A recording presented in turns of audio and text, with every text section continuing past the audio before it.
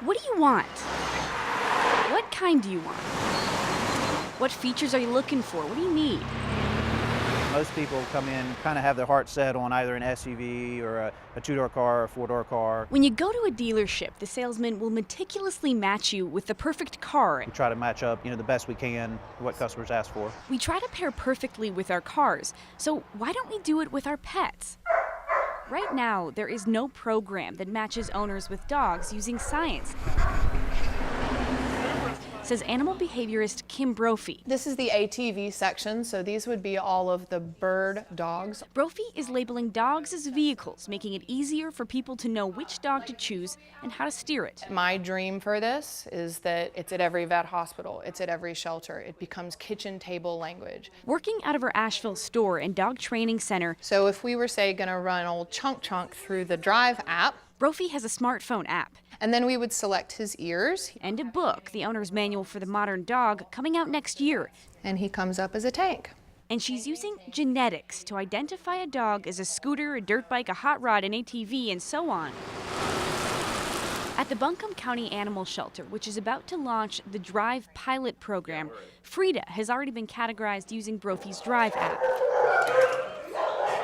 She is a good example of an ATV, loves all terrains, including water. ATVs are good with people, adaptable to most surroundings.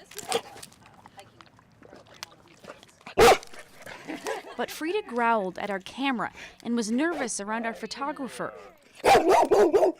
She's still an ATV, but this is where the second part of the program comes in. Well, staff reported to me that she was digging in her water bowl. Shelter staff gave Frida a second profile, which steps away from genetics and just looks at her personality, where she came from, and her habits.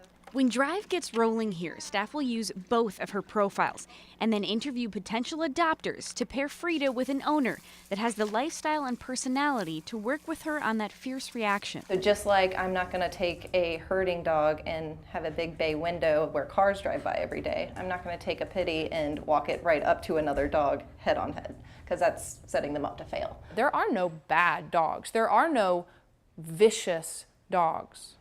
There are hardwired, very specific, developed motor patterns in response to certain conditions. Brophy says dog bites are just one of the consequences when a bad match is made, and right now they're happening all the time. And it translates into concrete numbers of dogs that are surrendered to shelters, as well as those dogs being euthanized.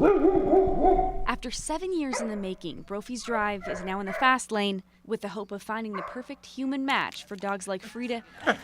Want a treat? Whoops. There you go. So her growl won't lead to a bite. They really need that specific home. It's a waiting game of finding that home.